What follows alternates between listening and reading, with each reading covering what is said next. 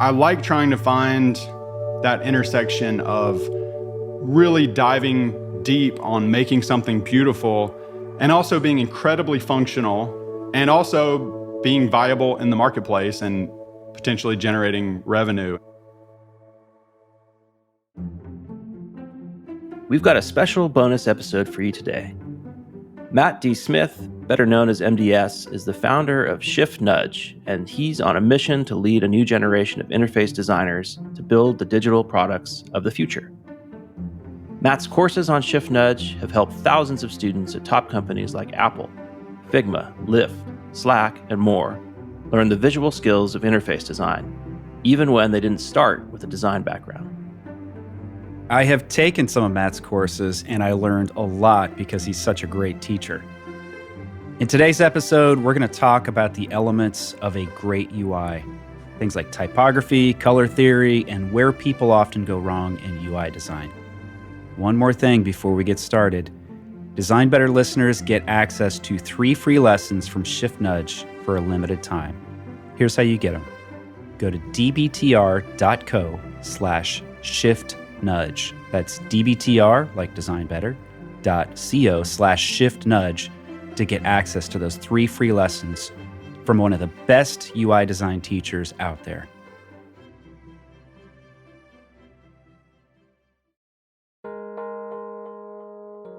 We'll return to the conversation after this quick break. I've worked with lots of search firms, both as a leader searching for new talent for my teams, and as an individual exploring new steps in my career. But I trust none more than Wirt & Company. Since 1995, Wirt & Company has been the design community's most trusted search firm, co-founded by a designer and led by a CEO who has in-house operational startup experience. Wirt & Company is guided by the principle that creative leadership is essential to business success.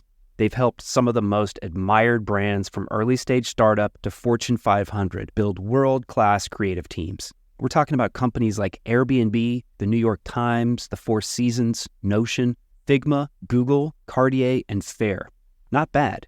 If you're looking for a partner to help you find the right person for a critical role, look no further than Wirt & Company. And if you're looking for your next design leadership role, Wirt & Company will guide you through the process as a friend and a champion throughout your journey. They take the time to get to know you, to understand what you need professionally and personally. Whether you're looking for your next role or your next team member, Wirt & Company can help you find a meaningful relationship. Visit wirtco.com to learn more and get in touch. That's WERTCO.com. Support for Design Better comes from Gusto, who make running a small business easy. Get 3 months free at gusto.com/designbetter once you run your first payroll. Running a small business is hard work, especially all of the payroll, quarterly tax filing stuff, and HR things. I'd rather be focused on my business and my customers than dealing with the administrative duties. But Gusto makes it easy. They automate the complicated parts of running a business. With Gusto, I never miss federal or state payroll tax filings. And I love the time off requests and time tracking tools. Gusto even offers a small group health insurance option for nearly any budget. When you run into issues you need help with, their HR experts are ready to help. It's a very well-designed product, easy to use, and great emotional design that will put a smile on your face. Design Better listeners get 3 months free once they run their first payroll. Just go to gusto.com/designbetter. That's gusto.com/designbetter. And now, back to the show.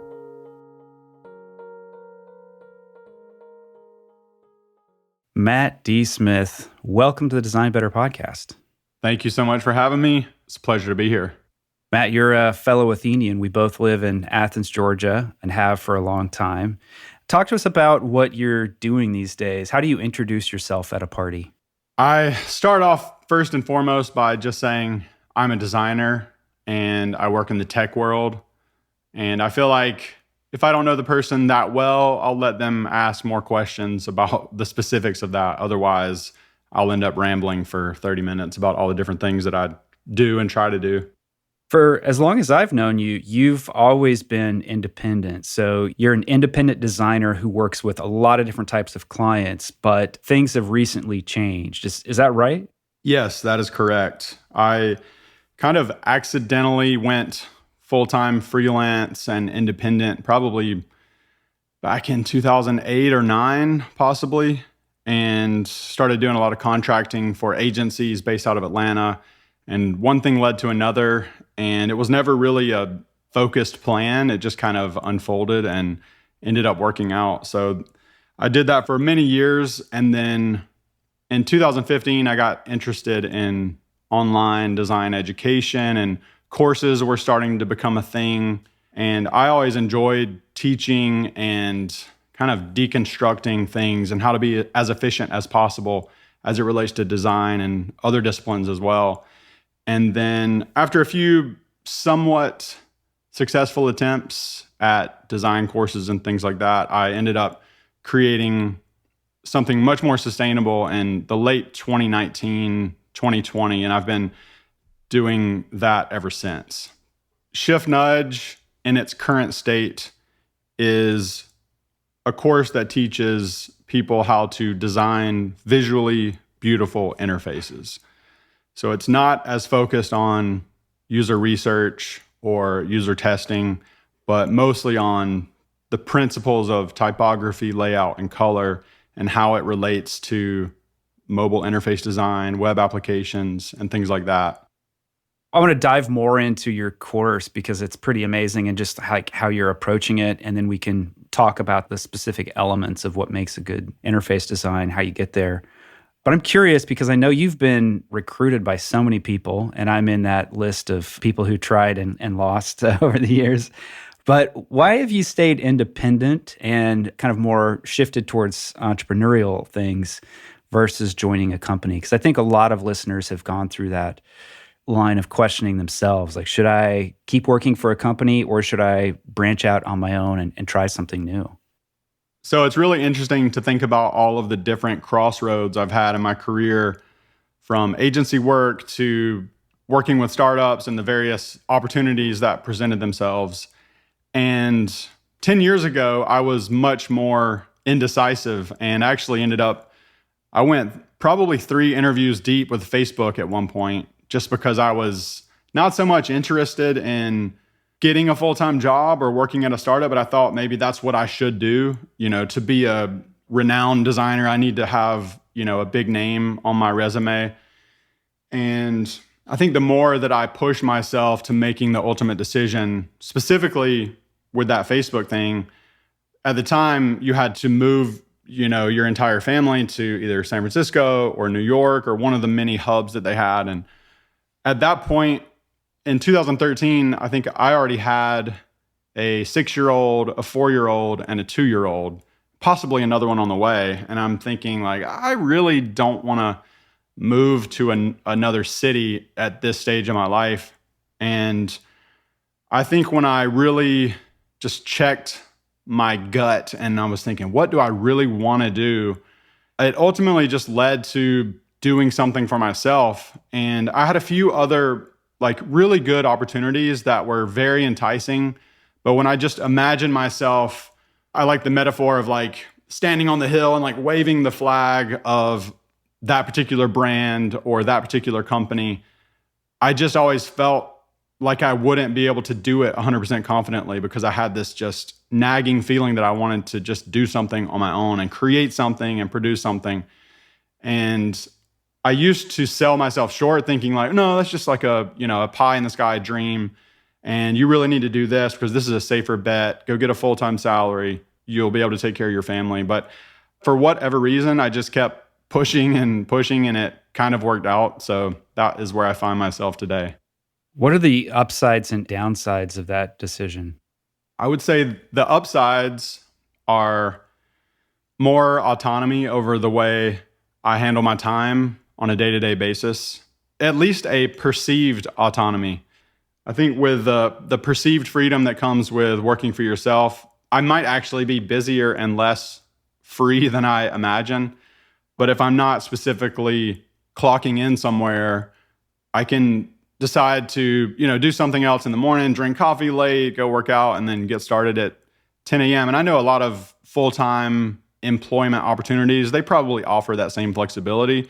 But I kind of like the autonomy to also choose what I work on and choose how long I spend on something, because maybe I care more about these random details than an employer might care about. And so I like having a little bit more control and a little more freedom to explore, my work, and also just kind of how I choose to use my time.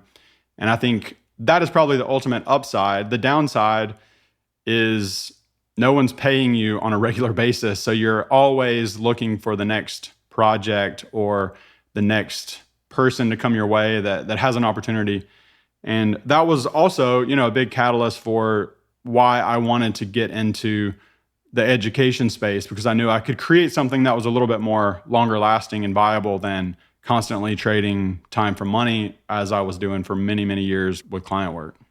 I'm guessing that, at the time you made the decision, it was probably, maybe a little bit stressful, but in retrospect now, as you look at what's happening across the tech industry, where there's a lot of layoffs, that having your fate more in your own hands, I'm guessing is just a little bit more comforting in some ways. I know, personally, I've gone through that a number of times, and I've done the entrepreneurship thing, and there are a lot of stresses involved, but you at least believe to some degree you can kind of control your destiny. Yeah, absolutely. I think as I saw more and more, whether it was close friends or acquaintances, colleagues in the industry, whether they got laid off or lost a job or something, I realized the perceived security of having a full-time job is maybe it's not quite as secure as everyone thinks it is.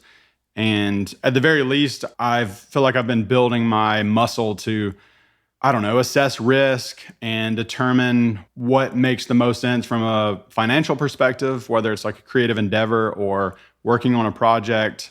And I've kind of built my skill and my ability to, find the next thing to work on and find someone that's willing to write checks for certain things. And so also while doing all of this, I'm kind of imagining all the different people that I know at all these different companies that I've grown to become friends with.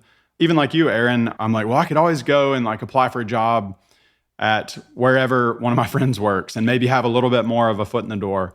And so I feel like that has been a bit of a mental safety net that allows me to maybe more courageously explore my own interests.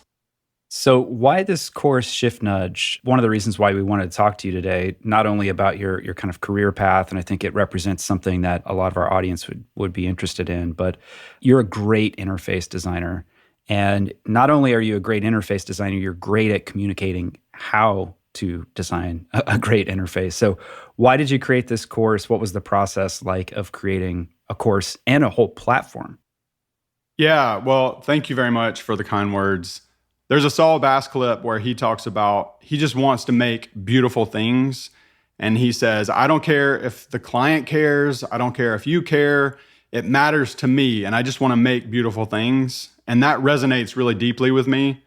And I like trying to find that intersection of really diving deep on making something beautiful and also being incredibly functional and also being viable in the marketplace and potentially generating revenue. And so when I think about online courses and design education, I'm kind of holding in intention these different aspects, like making something beautiful, teaching something efficiently, transforming someone's career path, but also earning a living doing that. And so I feel like it's like the perfect Venn diagram of all of my interests, where I'm have a skill set in that area, and it also provides value for my life and for those that get involved. Matt, maybe you could walk us just quickly through what are some of the elements if you want to set out to design a really good user interface. Yeah, so in the course, I talk a lot about, in the early modules, my philosophy on user interface versus user experience design, because a lot of different people will define those terms differently. And I don't necessarily think there's an ultimate right or wrong answer, but I do have a strong opinion about my own viewpoint and the way that I look at projects.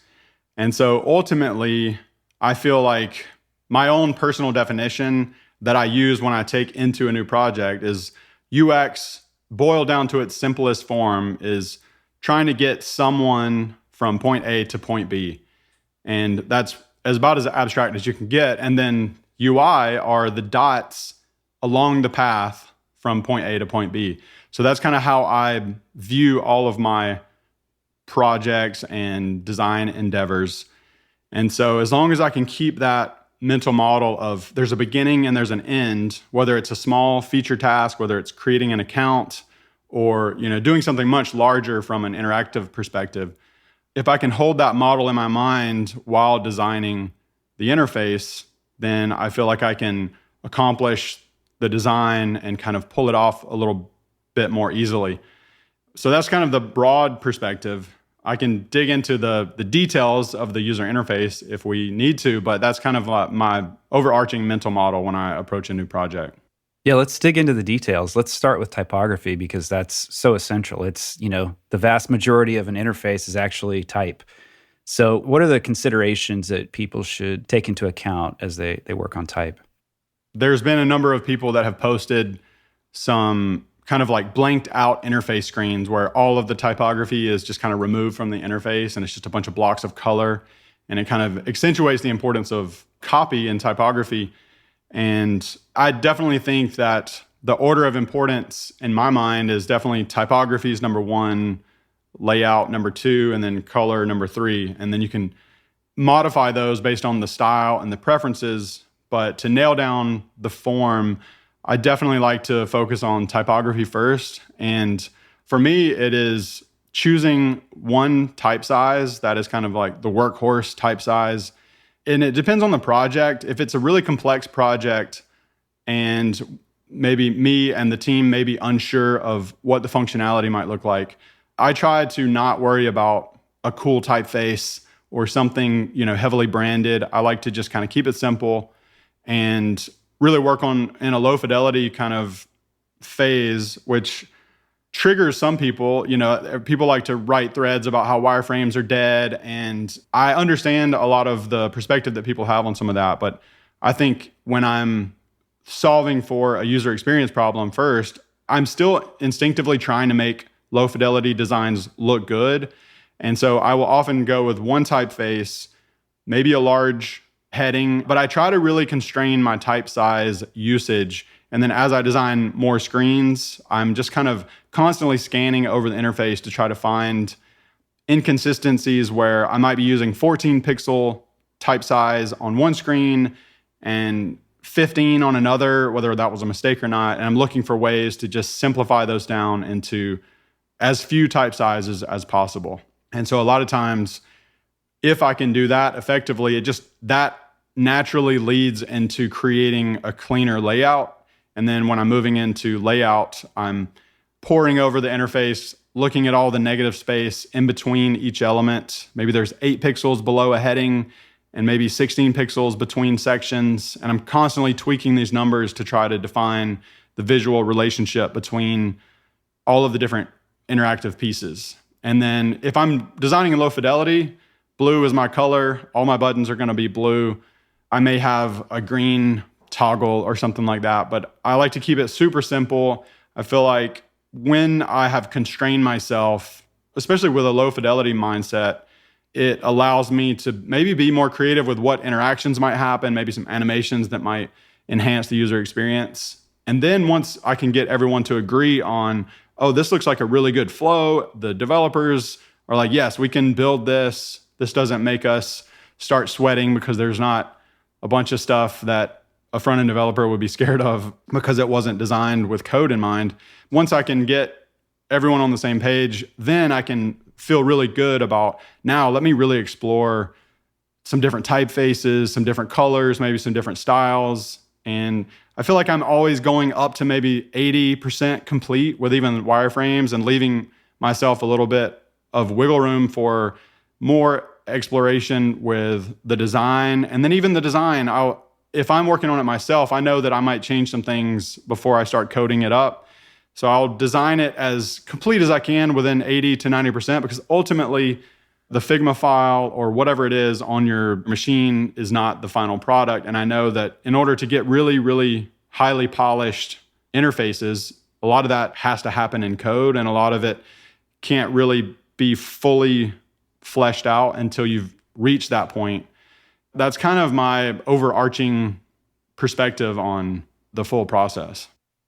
Matt, if we're talking about maybe an entry-level designer who's coming into their first job at a larger company, they're probably coming into a situation where there's a design system, there are guidelines, there's a lot of these sort of design decisions have been made for them.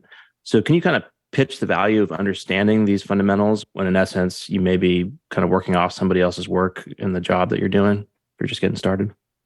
I think having a solid grasp on the fundamentals, well, it may not help you as much if you're working with an existing design system, but inevitably you will reach a stage where maybe there's not a perfect component or a perfect pre-designed solution that you can just pop in.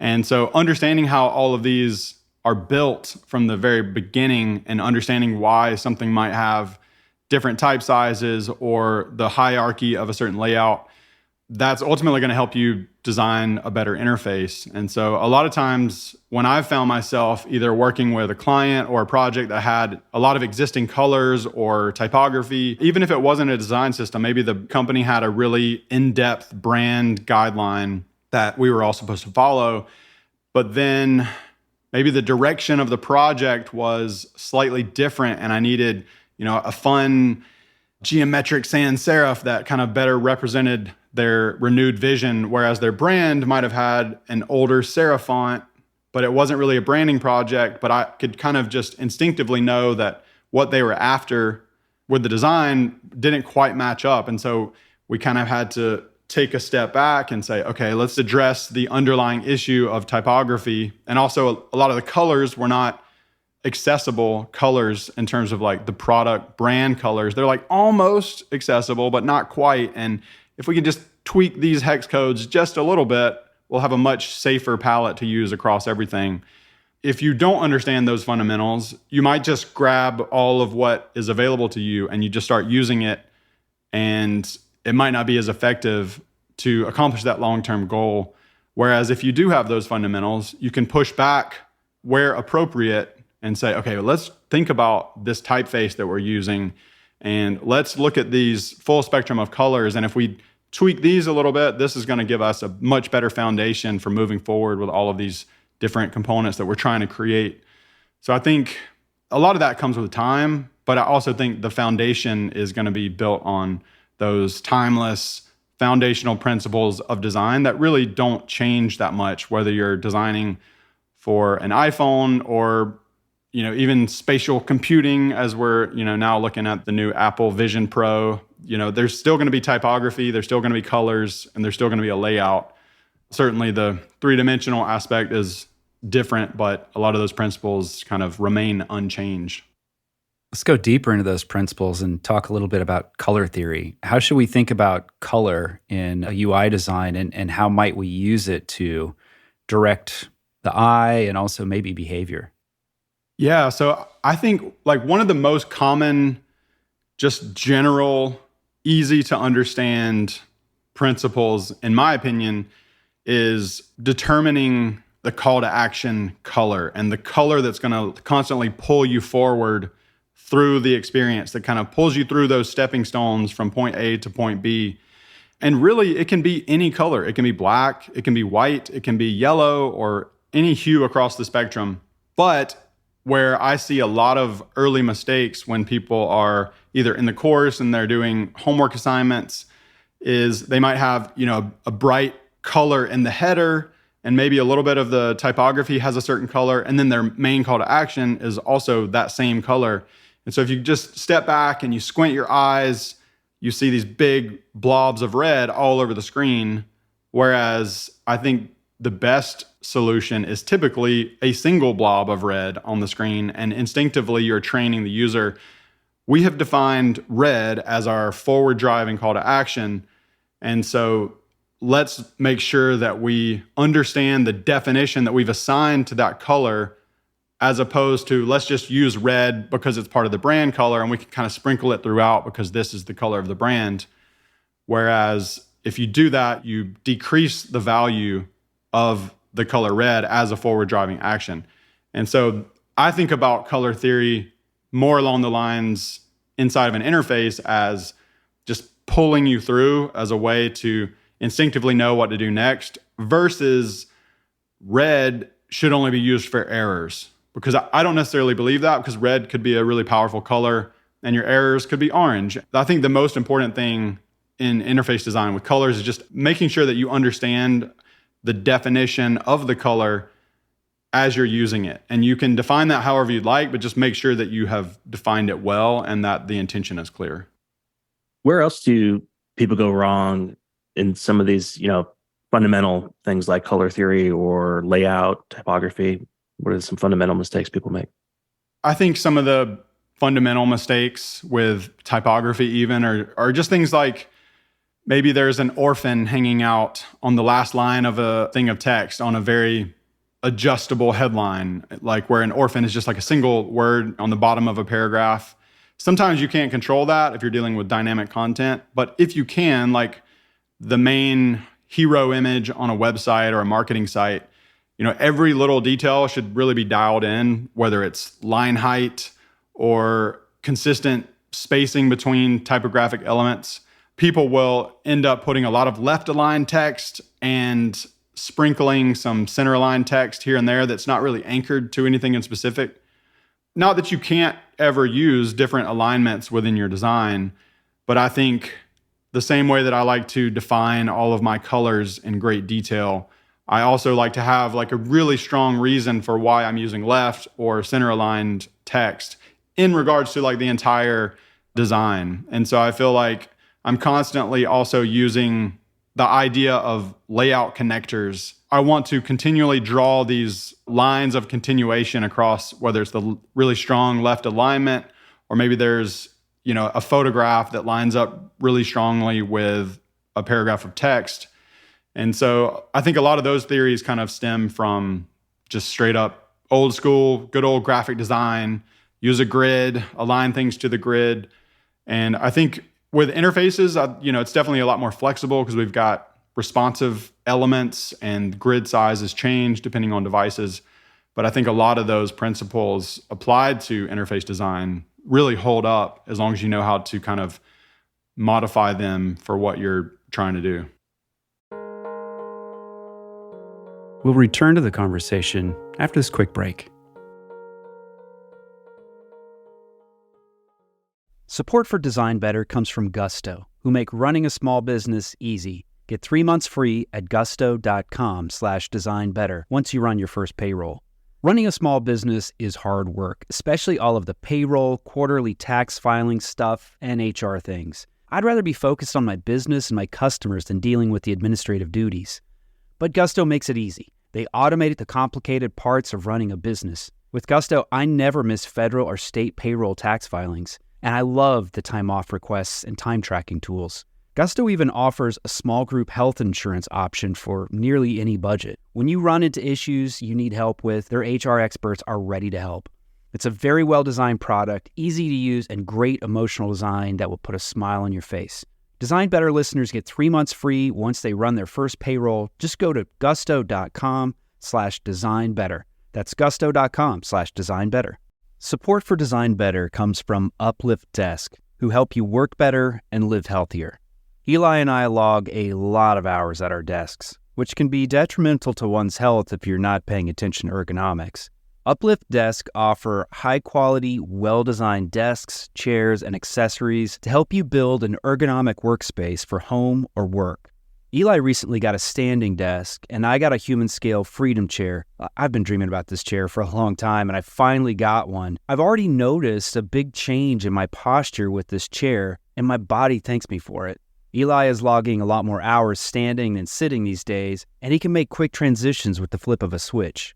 We love Uplift Desk, and we know that you will too. Design Better listeners can get a special deal by visiting upliftdesk.com and use the code DesignBetter at checkout for 5% off your order. You'll get free shipping, free returns, and an industry-leading 15-year warranty. Go to upliftdesk.com, use code DesignBetter, and get 5% off. Design a better workspace with Uplift Desk. Support for Design Better comes from Factor, America's #1 ready-to-eat meal delivery. Design Better listeners can save 50% on their order at factormeals.com/designbetter50. Use the code DesignBetter50. You know what happens at my house when things get really busy? In the evenings, we turn to takeout, which can be expensive and it's not very good for our health. Lately, we're making a better choice at crunch time. We turn to Factor for chef-created, dietitian-approved meals that are ready to eat in just 2 minutes. We like the flexibility of Factor too. You can change your order up every week with plans from 4 to 18 meals per week, or you can pause or reschedule your deliveries at any time. The meals are so tasty. My wife and I are huge fans. And I like their smoothies too, which I find are perfect for a quick, healthy breakfast. Factor can help you eat well and feel good while focusing on your career and your family. Head to factormeals.com/designbetter50 and use the code designbetter50 to get 50% off your order. That's code designbetter50 at factormeals.com/designbetter50 to get half off your order. And now, back to the show.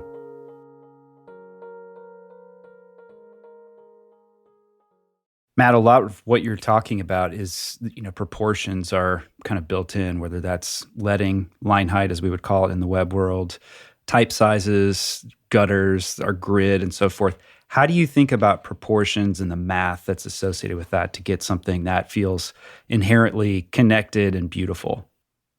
I think with proportions and padding, there are a few kind of go-to mathematical or process-driven approaches where, like, if I'm designing a button and I want to make sure the button feels proportional, I might typically instinctively do like 12 pixels of padding on the top and bottom and 24 pixels on the side. Even when you're designing a letter form, if you're a type designer, a lot of, like, if you're thinking about a capital H, the crossbar of the H will inevitably be smaller than the vertical bars on the left and right, just because the way that that letter form looks. If you really dive into any typography, you'll notice that all of the crossbars are a little smaller.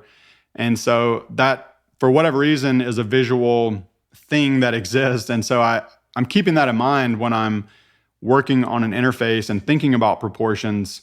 But it is tricky to just say, okay, do it exactly like this, and then you'll be good. It really kind of depends on the style that you're going for and the feel that you want to go for. And even, sometimes it's just like, let's try this 4 different ways and just kind of zoom out and then pick which one looks best. A lot of what makes design better is just iterating through a large volume of small design experimentations. And that's really hard to do if you're focused on just UX and user experience only. So whenever I can kind of maybe isolate a component and just kind of play around with like 4 different versions of it or 12 different versions of it, sometimes you just kind of have to keep working it and refactoring it until it just feels right. And sometimes it's hard to know what feels right until you kind of stumble upon it. And so that does make teaching design a little bit more challenging. But I think there are some foundational principles, kind of like the H crossbar, and some general presets that you can get started with, but knowing that that's more of a rule of thumb and not necessarily the letter of the law. How do you think about creating an efficient workflow? There are things out there like templates, but what sorts of tools or resources do you think are really good right now for helping people kind of get into the game faster? I've never really used a ton of templates. Studied graphic design in the university. There's a small, how do I say this kindly? There's a bit of a snobby perspective in some design universities. And whether I wanted to or not, I think I adopted some of that through studying that. And so because of that, and also just kind of the artist in me wants to, no, I got to create it. It must come from me. And so I think I started as an artist and then kind of got into interface design. And then I'm like, oh, this text needs to be readable. Or, oh, actually, these icons do need text. I can't just make it look good because that's what I want to do. That early on kind of encouraged me to just create things from scratch. And so I do think there's a lot of value in, having some templates and some things to help you get started. And actually, one of the things that I do use very often are the iOS design kits, just because if I'm designing for a mobile screen, it's going to look completely different on your big 30-inch display zoomed in to 200% versus the actual size on your device. And so a lot of times when I see some of my students designing mobile designs for the first time, they might be using 12 pixel fonts and 10 pixel fonts and trying to recreate maybe some of the iOS stuff from scratch without knowing what some of those just standard sizes are. And so from the iOS perspective, just grabbing some of those pre-built design kits and saying, okay, this is actually 17-point font is what they use for all of their line items. And each of their rows are a minimum of 44 pixels. And grabbing those components and using them as a good baseline to kind of base your designs off of can be really valuable. And also just screenshotting things that have had a tremendous amount of thought already put into it. Like Amazon and Facebook have an army of designers that have poured over every detail of editing their profile and updating their profile picture. And so it's really handy to just go screenshot some of that stuff and say, oh, they're using this point size for this part of the interface. And maybe they're using, oh, this form field is actually a little bit smaller than I thought it would. And where you might not necessarily be copying those designs straight up, but at least just constantly getting those inputs to help kind of shape those decisions that you're making. Even if you're not using a pre-built kit, I think it's always helpful to have those references while you're designing. Do you have your own kind of self-made tools that accelerate your workflow, or maybe like specific plugins, tools that make your work very efficient? Yeah, absolutely. I used to draw a lot of custom arrows and flow charts in Adobe Illustrator. And when Sketch came along, that kind of put an end to that. And so I actually ended up creating this big library of flow components where it was like flow up, curve right, flow up, curve left. And that became this library of assets that I would use to create like user flows that kind of helped me go faster, especially from like an early strategy standpoint. And then ultimately I created it for Figma and then turned it into a plugin. So I've got this flow kit plugin that I use all the time for creating user flows and kind of conceptual content maps and things like that. And then on the interface side, I found myself on a project. I was working with an agency for Wells Fargo, and we were reviewing these designs. And one of the brand team designers or creative director from Wells Fargo were asking like, oh, are all these colors at least AA accessible? And I literally had no idea what they were talking about. And this was probably back in 2014 or sometime along in there. And I was like, oh, I need to quietly look this up and see what they're talking about here. Because apparently it is illegal for a bank to have too low of a contrast. I guess people do need to see what their bank balance says. So fortunately, I was already passing, but I had to go to the web and I had to copy my hex code for the foreground. I had to copy my hex code for the background. And it was just this laborious process. And I mentioned earlier, I'm constantly thinking about how can I be more efficient? How can I break this down and be very systematic about it? And so I remember just kind of putting some ideas together for a little menu bar app that I could use some eyedropper tool to quickly select the colors in the background and the foreground of my design. And then it could just spit out this contrast score. And then I wouldn't have to leave my flow of designing this particular interface just to go check a hex color. And so me and my buddy Sam Sophis developed this first version of this app called Use Contrast. And it was a little Mac menu bar app that just popped out. You can choose the foreground color and you can choose the background color. And then eventually, I think either last year or the year before, another guy helped me build the Figma plugin version of that. It's a free plugin. It's available on usecontrast.com. And what's good about the plugin, and now I use this all the time, is you can just select any text and it will automatically grab the background color and the foreground color.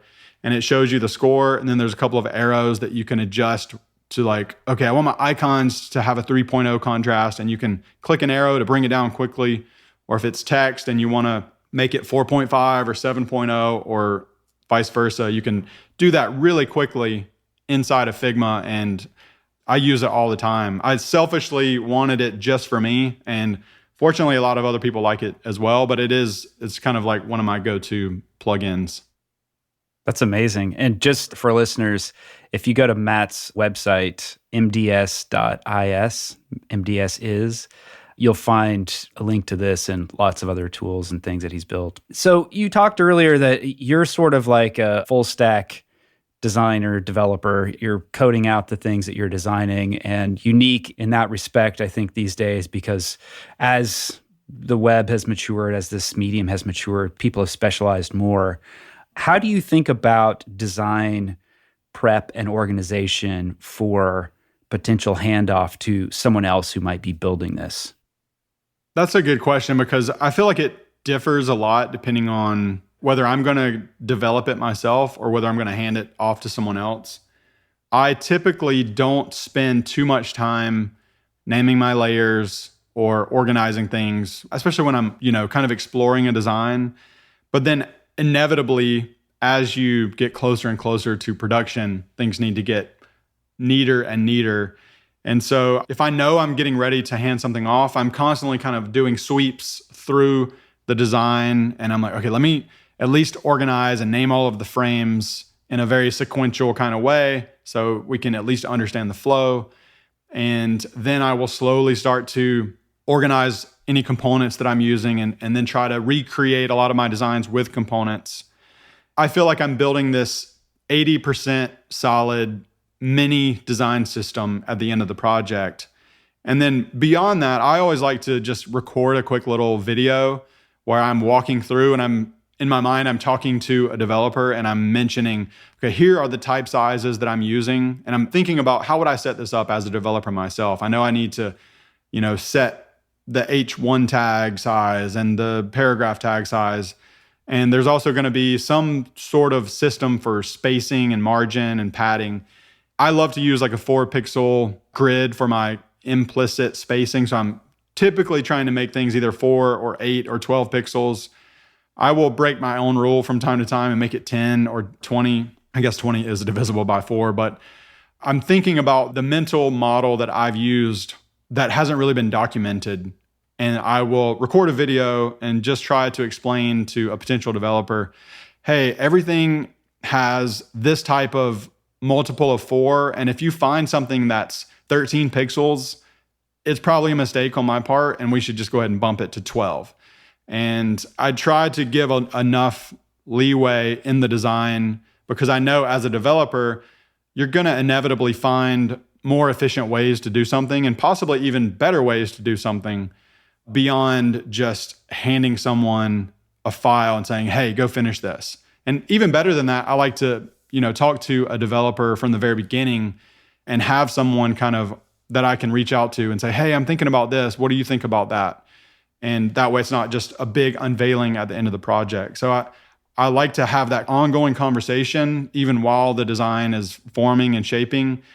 And if I know something might be a challenge from a development perspective, then I want to go ahead and get buy-in from those people that would be in charge of that before I spend all the time designing it.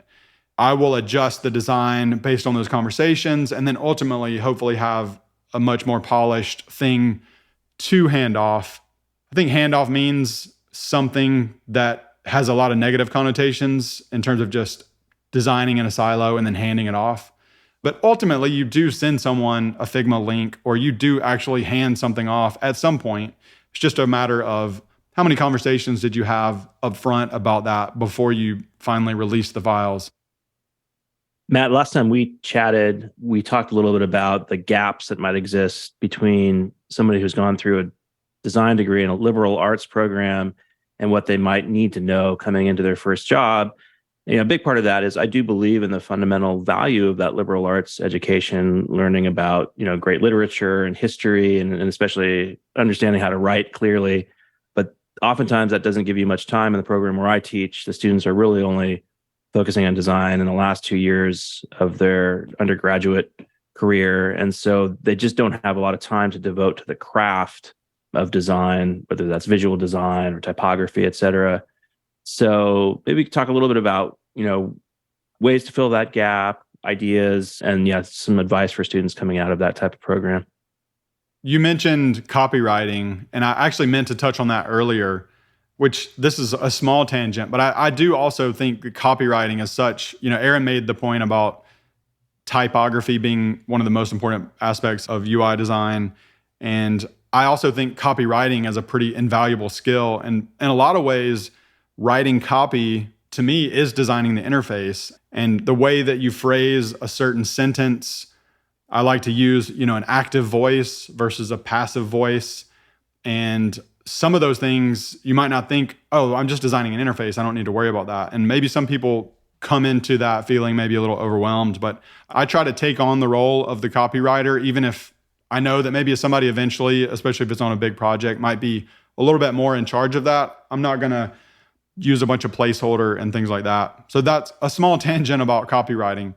But in terms of the liberal arts student coming in, I think one of the most valuable things that someone can do is start taking screenshots of apps or websites and maybe recreating them from scratch, like a full recreation, because you will start to understand, okay, they're using this font size, they're using these column widths, and they're using this button color. And you will start to get exposed to a lot of design decisions that you wouldn't have been exposed to otherwise, because you're recreating this thing that is maybe a little bit more complex and a little bit more advanced than you've ever done before. And so the more you can kind of practice that and flex that muscle of design, I think that ultimately will just keep you more informed.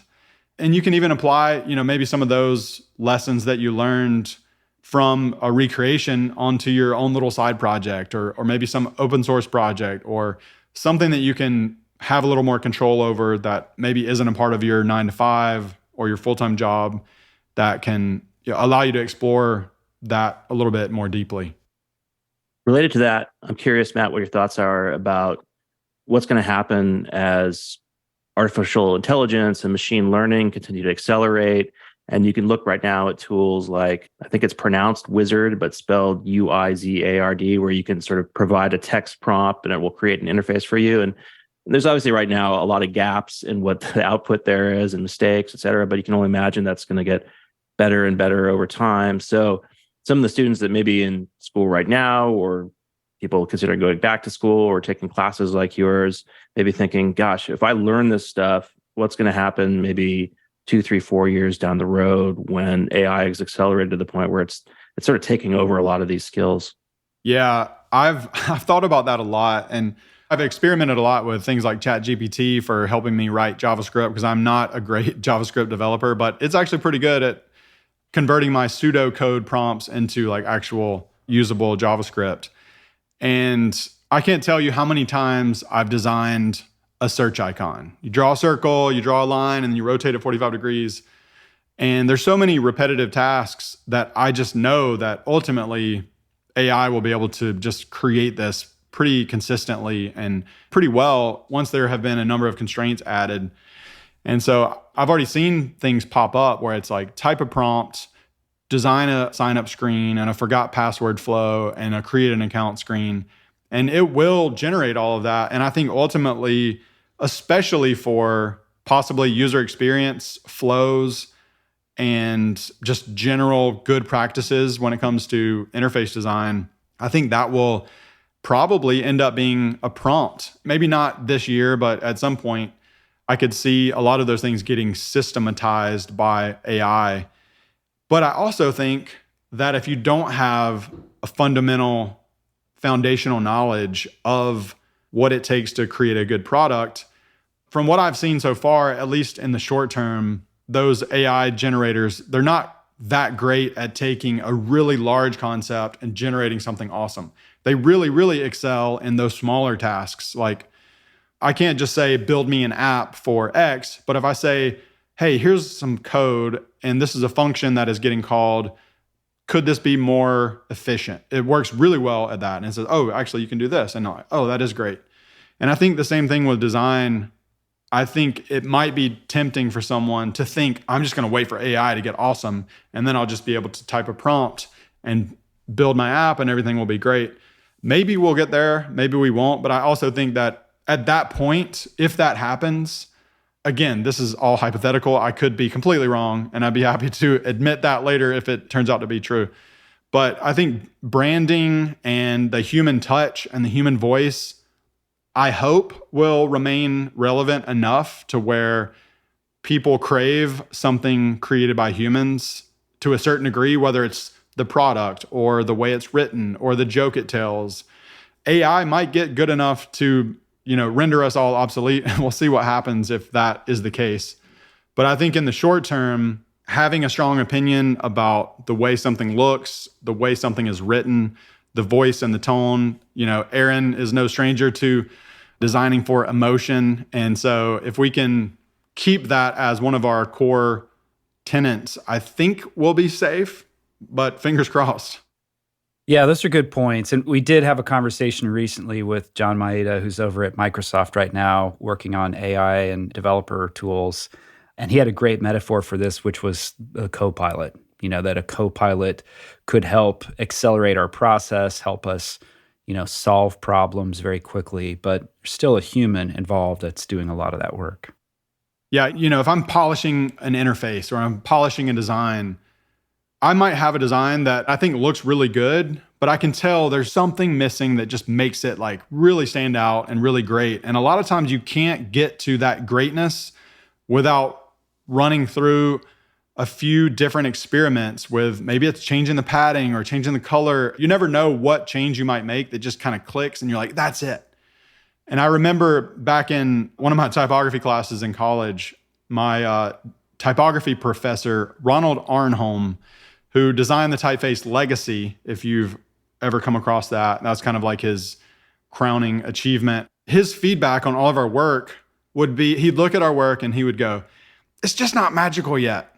It looks, it just doesn't feel magic. And I'm just like, what? Just tell me how to make it magical. He's like, I can't. You just have to keep playing with it until it feels like magic.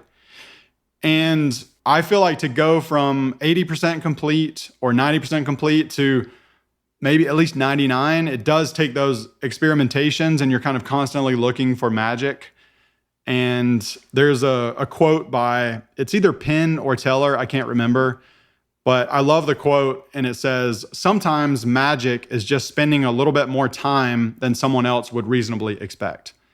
And I feel like that works perfectly for UI design, because to get to that level, it really just does take time. And if you looked at some of my design files, you would think that first version looked pretty good. You didn't need to go and create 40 more and experiment with all these others. But sometimes it's just like, I'm just pursuing beauty in this perfect component. And it can be a double-edged sword.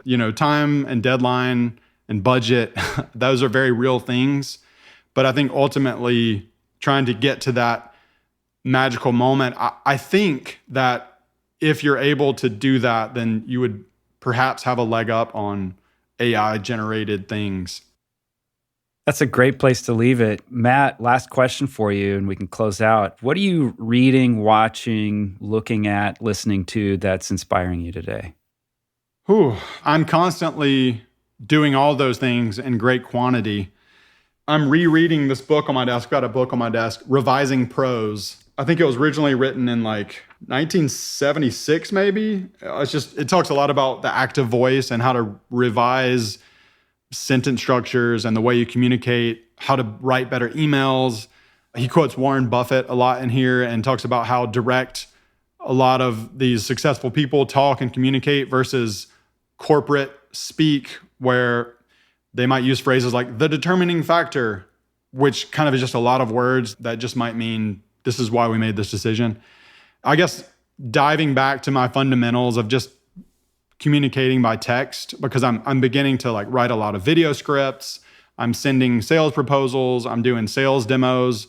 And so ultimately, like you said at the beginning, typography is one of the most important aspects of design, and the written word is one of the most important aspects of communicating. So I'm currently taking a bigger deep dive on that and really trying to craft the way I'm telling stories or writing a video lesson or communicating an idea to a prospect who might be interested in maybe putting their team through the Shift Nudge training program or any number of those types of things. So that's what I'm kind of thinking about at the moment.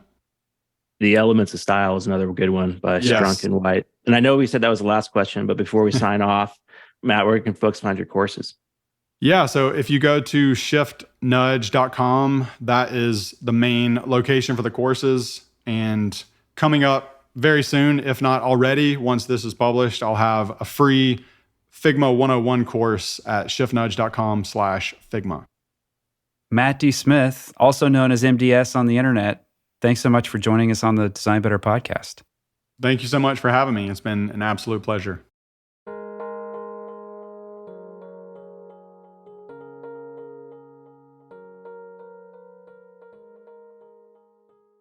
I love talking to Matt every time I see him. As I mentioned at the top of the interview, we live in the same city, and we coincidentally realized only recently that our sons are friends and hang out together. But he's just such a talented designer and has this amazing attention, devotion even to detail and doing things really well. He just doesn't do anything halfway. Yeah, that's really clear. I mean, if you hop over to his site, it's a beautiful site, first of all. Like, it's clear he really knows what he's doing. But I think also just the testimonials there speak to the fact that if you go through his course, you're going to get a lot out of it. And also, if you're more on the entry level side of things, like we touched on a little bit in the show, maybe your craft isn't quite up to par if you're coming out of a liberal arts program, but this can really help you bridge that divide that often exists there. Or even if you're later in your career and you want to come back and just kind of get connected to the craft again, I think there's a lot to offer on that end as well. Yeah. There are a few key takeaways for me that I think are particularly salient for anyone who's designing UIs, whether you're new or you're far into it. One was typography and how he thinks about limiting type sizes. It's easy to get lost in like choosing fonts, getting very complex where it's a whole host of fonts, but he's really just trying to keep things simple and very much limiting those type sizes. He thinks in terms of like multiples, there's math to the way that he's working. And I like how he talked about how he communicates that to developers. I also really appreciated his approach to proportion. So type sizes, the hierarchy that happens there also translates into the padding or the gutters, the grid size.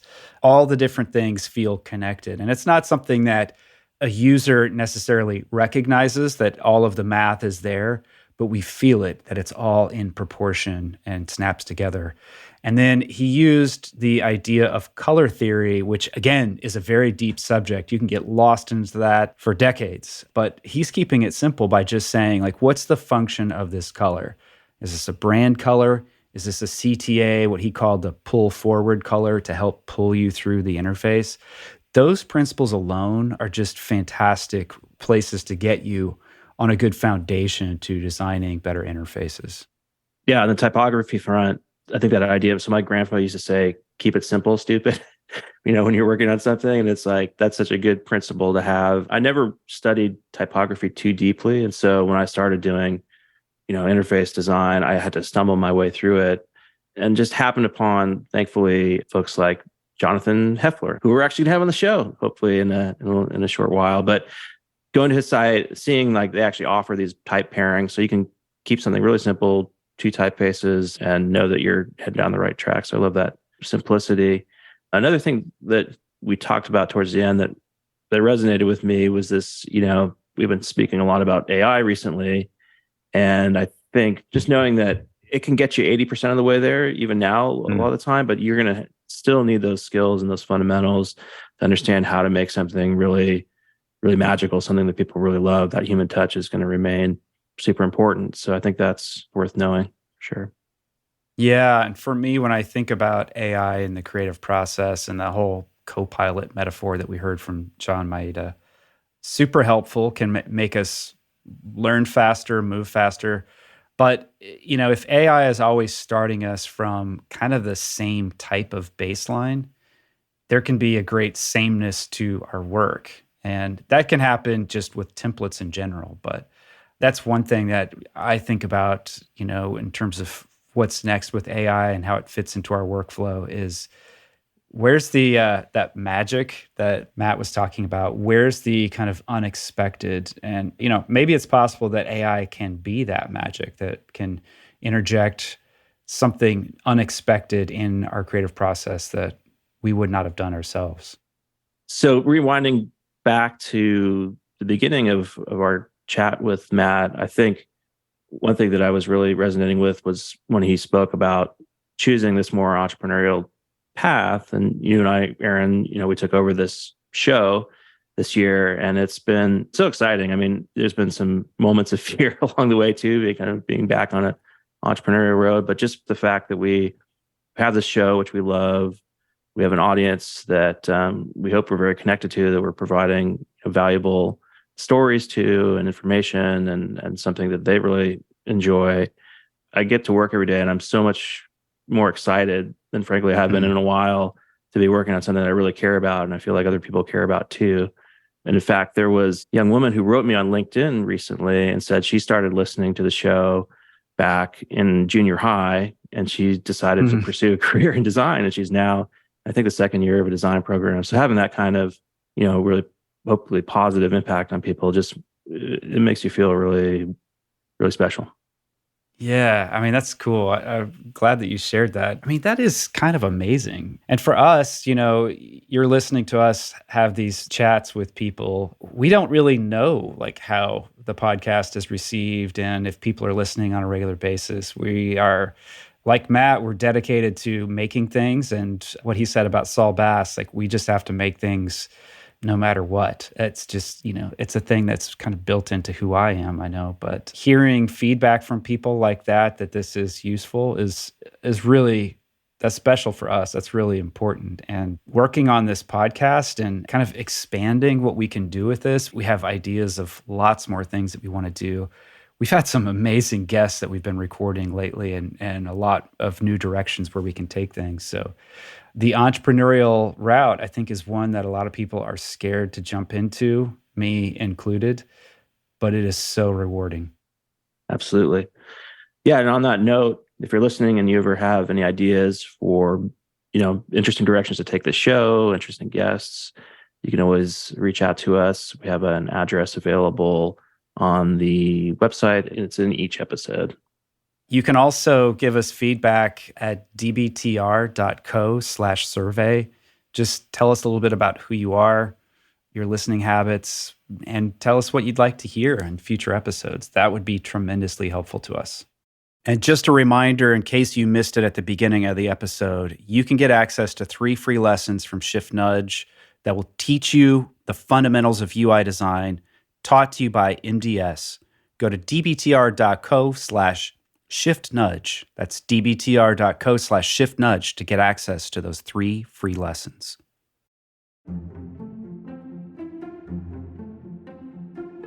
Eli and I love producing this podcast, but sometimes we find ourselves wondering, what sort of feedback does our audience have? How could we improve the show? Maybe you could help us by taking just a couple minutes to complete a survey, answering a few questions about your thoughts about the show, sharing your feedback, and telling us a little bit about you. To take the survey, just go to dbtr.co/survey. That's dbtr.co/survey. Our thanks in advance for completing the survey. It'll really help us improve the show. This episode was produced by Eli Woolery and me, Aaron Walter, with engineering and production support from Brian Paik of Pacific Audio. If you found this episode useful, we hope that you'll leave us a review on Apple Podcasts, Spotify, or wherever you listen to finer shows. Or simply drop a link to the show in your team's Slack channel, designbetterpodcast.com. It'll really help others discover the show. Until next time.